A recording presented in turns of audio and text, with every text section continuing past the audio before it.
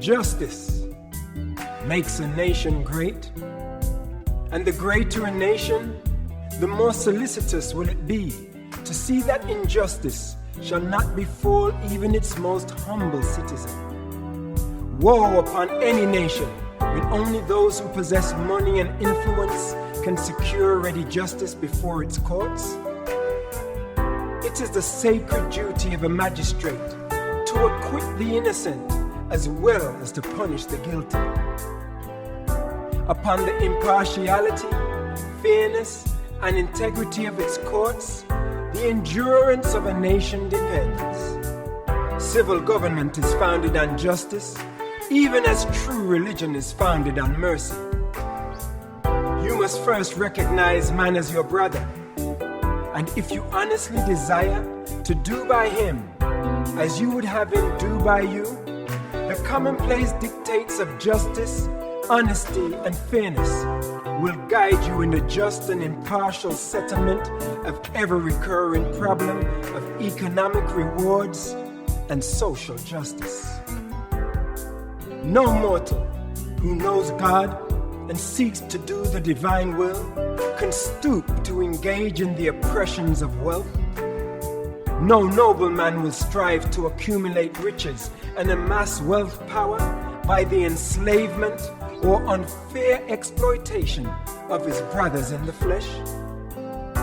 Riches are a moral curse and a spiritual stigma when they are derived from the sweat of oppressed mortal man. All such wealth should be restored to those who have thus been robbed, or to their children and their children's children.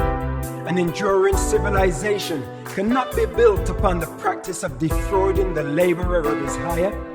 You are not obligated to perpetuate any dishonesty or injustice involved in the unfair accumulation of wealth by your ancestors.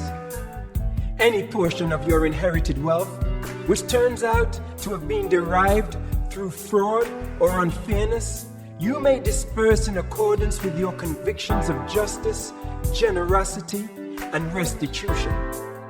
And so, my friend, if you would be a faithful and just steward before God and in service to men and women, you must proceed to administer your wealth with the wise and honest interpretation of the laws of justice, equity, fairness, and true efficiency. Albeit, the God of heaven will not condemn you if sometimes you erred in doubtful situations on the side of merciful and unselfish regard for the distress of the suffering victims of the unfortunate circumstances of mortal life. When in honest doubt about the equity and justice of material situations, let your decisions favor those who are in need, favor those who suffer the misfortune of undeserved hardships.